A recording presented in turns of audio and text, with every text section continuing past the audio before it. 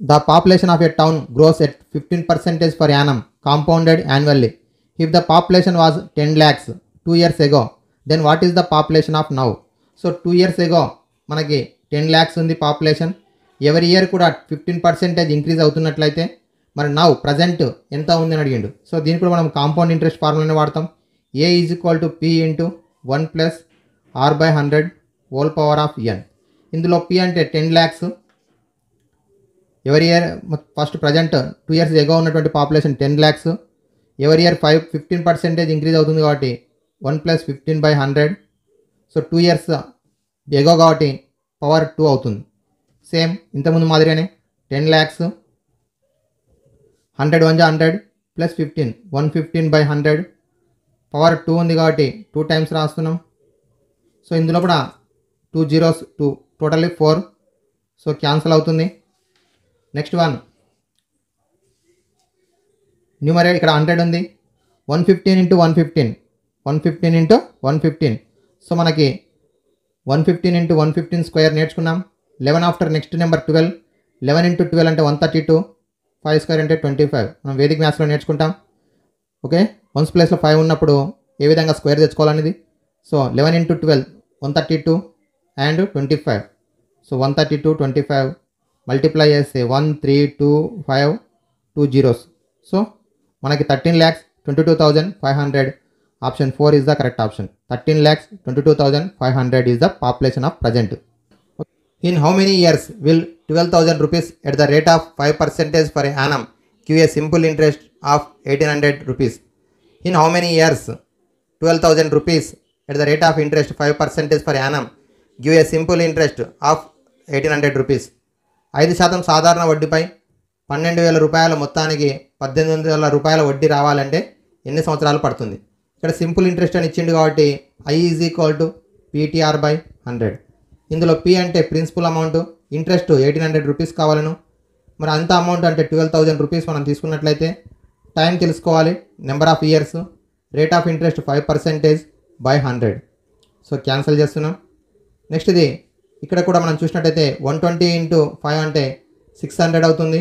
So 1,800 is equal to 600 into T అవుతుంది. 600తో divide చేస్తే 600 3 జా. So therefore time is equal to 3 years. So option 2 is the correct option. Okay, next question. In how much time will a sum of money double itself at 10% per annum simple interest? సంవత్సరానికి 10% సాధారణ వడ్డీపై ఒక మొత్తం రెట్టింపు అవ్వాలంటే ఎంత కాలం పడుతుంది? ఇక్కడ principal తెలియదు కాబట్టి P అనుకుందాం. Total amount A is equal to ఏం కావాలని చెప్పిండు, ప్రిన్సిపల్కి డబల్ కావాలి. ప్రిన్సిపల్కి డబల్ కావాలి. మొత్తం అనేటువంటిది రెట్టింపు అవ్వాలంటే సో సమ్ ఆఫ్ మనీ అనేది డబల్ కావాలంటే 2P అవుతుంది. Then interest is equal to A minus P formula. 2P minus P is equal to ప్రిన్సిపల్కి ఈక్వల్ అవుతుంది. ఇంట్రెస్ట్ అనేది ఎంత కావాలంటే ప్రిన్సిపల్ కావాలి. So simple interest formula I is equal to PTR/100. ఇందులో I అంటే P టైం తెలియదు, interest rate 10%/100. So both sides P1 cancel, 10 1 10 cancel, 10 divide చేస్తుంది రైట్ సైడ్ వస్తే, లెఫ్ట్ సైడ్ వస్తే మల్టిప్లై అవుతుంది. Then time is equal to 10 years. Time is equal to 10 years. Option 3 is the correct option. Okay, ఒకవేళ మనకి simple interest లోపల ఎంత amount అన్నానని double కావాలంటే ఎంత టైం పడుతుందంటే 10 years పడుతుంది. ఎప్పుడు ఇంట్రెస్ట్ రేట్ అనేది 10% ఉన్నప్పుడు. Okay, the income of 3 friends A, B and C are in the ratio 2/3 is to 4/5 is to 1/7. Who earns the most? 3 friends A and B and C 3 persons ఉన్నారు. వారి యొక్క income యొక్క ratio ఇచ్చిండు. అయితే income యొక్క ratio అనేది మనకి fraction ఫామ్లో ఇచ్చిండు. హూ ఎర్న్స్ ద మోస్ట్, మరి ముగ్గురిట్లో ఎవరు ఎక్కువ సంపాదిస్తున్నారని అడిగిండు.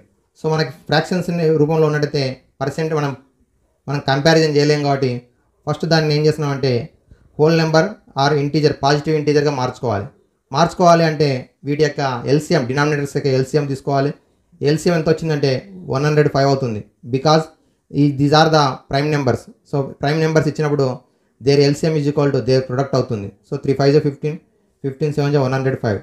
So 2/3 into 105. సెకండ్ వన్ వచ్చేసి 4/5 ఇంటూ 105. థర్డ్ వన్ వచ్చేసి 1/7 ఇంటూ 105. డివైడ్ చేసి 3 35 జా, 5 21 జా, 7 15 జా, 35 2 70, 21 4 84, 15 1 15. ఓకే, సో ఇప్పుడు కంపారిజన్ చేయండి. 70:84:15 వీరి యొక్క ఇన్కమ్ యొక్క రేషియో ఇది. ఇన్కమ్ యొక్క రేషియో ఈ రూపంలో ఉన్నట్టయితే హైయెస్ట్ ఏది ఉంది? B. So option 2 is the correct option. 2x + 7y 4x - 3y is as. ఇక్కడ ఇది మనకి అనుపాతం అంటాం, ప్రపోర్షన్ అంటాం. ఈ సింబల్ ఉన్నట్టయితే ఈ సింబల్ ఈజ్ ఈక్వల్ టు ఉండవచ్చు, లేదంటే మనకి ఈజ్ యాజ్ అంటాం దీన్ని. సో 2 రేషియోస్ ఈక్వల్ అయితే ప్రపోర్షన్ అంటాం. మరి ఈ విధంగా ఇచ్చిండు, 2 రేషియోస్ ఈక్వల్ అని చెప్పిండు. ఇక్కడేమో లెఫ్ట్ సైడ్ ఏమో వేరియబుల్ టర్మ్స్ ఇచ్చిండు, రైట్ సైడ్ ఏమో నెంబర్స్ ఇచ్చిండు. అయితే x ఈజ్ టు y ఎంత అని అడిగాడు. So 2x + 7y / 4x - 3y that is equal to 8/3. So cross multiplication చేస్తున్నాం. 3 టేబుల్ మల్టిప్లై చేస్తే 3 2 = 6x అవుతుంది, 3 7 = 21y that is equal to 8 4 = 32x - 8 3 = 24y.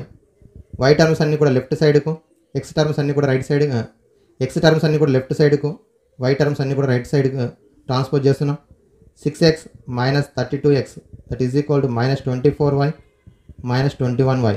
Subtraction చేస్తే -26x - 45y. Okay, both sides minus cancel. x right side left side ఉంది, y అనేది multiply చేస్తుంది, లెఫ్ట్కి వస్తే divide. x/y is equal to 45. 26 అనేది xని మల్టిప్లై చేస్తుంది, రైట్ సైడ్కి వస్తే divide. So 45/26 that is equal to 45:26. Option 2 is the correct option. Option 2. Next మరో క్వశ్చన్ చూడండి. మరి ఈ క్వశ్చన్ అబ్జర్వ్ చేసినట్టు మనకి డిస్కౌంట్ నుంచి ఇవ్వడం జరిగింది. an item is sold for 1380 rupees after allowing 25% of discount. What is its marked price? So market price ఎంత అని అడుగుతున్నాడు. మార్కెట్ ప్రైస్ తెలియదు కాబట్టి ఎంపీ అనుకుందాం. ఎంత పర్సెంటేజ్ డిస్కౌంట్ ఇచ్చిండు? 25% డిస్కౌంట్ ఇచ్చిండు. 25% డిస్కౌంట్ ఇచ్చిండంటే సెల్లింగ్ ప్రైస్ ఎంత కమ్మినట్టు? మార్కెట్ ప్రైస్ పైన 75% కమ్మినట్టు. సో దేర్ ఫోర్ మనకి selling price is equal to 75% of market price. ఎంతైతే మనకు అమౌంట్ ఉందో మార్కెట్ ప్రైస్ దానిపైన 25% డిస్కౌంట్ ఇచ్చిందంటే రిమైనింగ్ 75% మనం సేల్ చేసినట్టు. సో సెల్లింగ్ ప్రైస్ 1380 రూపీస్, 75% అంటే 75/100 into market price. 25 3 = 25 4 = cancel. So మనకు మార్కెట్ ప్రైస్ ఫైండ్ అవుట్ చేయాలి అంటే 1380 ఇంటూ 4 డివైడ్ చేస్తుంది, 3 మల్టిప్లై చేస్తుంది. లెఫ్ట్ సైడ్కి వెళ్ళినట్టయితే రెసిప్రోకల్ అవుతుంది 4/3. సో 3 4 = 1, 3 6 = 0. 4 టేబుల్ మల్టిప్లై చేస్తే 4 0 0, 4 6 = 24, 4 4 = 16, 18, 1840. Option 2 is the correct option. ఈ విధంగా డిస్కౌంట్ తీసేస్తే రిమైనింగ్ 75% అనేది మార్కెట్ ప్రైస్ పైన అమ్మడం జరిగింది కాబట్టి సాల్వ్ చేయడం జరిగింది. నెక్స్ట్ మరి క్వశ్చన్ అబ్జర్వ్ చేసినట్టయితే మనకు జామెట్రీగా కలిగి ఉన్నది. మరి 3 angles in a triangle ABC are in the ratio 2:3:4. What is the percentage measure and angle of B? మనం ఇంతవరకు ఇటువంటి ప్రాబ్లమ్ను చూసినట్టయితే చాలా వరకు యాంగిల్ ఎంత అని అడగడం జరిగింది, కానీ ఇక్కడ యాంగిల్ ఎంత అని అడగలేదు, యాంగిల్ యొక్క పర్సెంటేజ్ అడిగిండు. సో ఇప్పుడు ఇచ్చినటువంటి angles ABC are in the ratio 2:3:4. So their sum is equal to 180 degrees. So a angle A is equal to 2x, B is equal to 3x, C is equal to 4x అనుకున్నట్టయితే their sum is equal to 180 degrees. So 9x is equal to 180, x is equal to 20 degrees. Then A is equal to 2 parts కాబట్టి 40 degrees, B ఏమో 3 parts కాబట్టి 60 degrees, C ఏమో 4 parts ఉన్నాయి. 4 parts అంటే 4 20 = 80 degrees. So A అంటే 40, B అంటే 60, C అంటే 80 degrees వచ్చింది. ఇప్పుడు మన క్వశ్చన్ ఏంటంటే కోణం B యొక్క కొలత ఎంత శాతం ఉంది? సో కోణం B అనేది తీసుకుంటే ఎన్ని డిగ్రీలు ఉంది? 60 degrees ఉంది. 60 టోటల్ డిగ్రీ ఎంత? 180 ఇంటూ 100%. మన కంపారిజన్ అనేది ఎప్పుడు కూడా టోటల్ యాంగిల్తో కంపారిజన్ చేస్తున్నాం కాబట్టి 60 అనేది యాంగిల్ B యొక్క వాల్యూ, 180 అనేది total value into 100 degrees. So 61 = 63 cancel. So 100/3%. 100/3% అంటే 33.3%. So option 4 is the correct option. Okay, మనకి 3 యాంగిల్స్ ఇన్ ఏ ట్రయాంగిల్ అని తెలుసు. Sum of 3 angles 180 degrees. Angles ratio ఇచ్చినప్పుడు రేషియోని తొలగించినప్పుడు మనకి టర్మ్స్లోకి మారిస్తే 2x 3x 4x సేమ్ వేరియబుల్తో మల్టిప్లై చేస్తాం. Sum is equal to 9x is equal to 180, x is equal to 20 degrees. x value substitution చేస్తే A 40, B 60, C 80 వచ్చింది. కనుక అడిగింది వాల్యూస్ కాదు, పర్సెంటేజ్లకు మార్చాలి. 60/180 ఇంటూ 100%లకు మార్చినట్టయితే 33.33%. Option 4 is the correct option. Okay, thank you friends.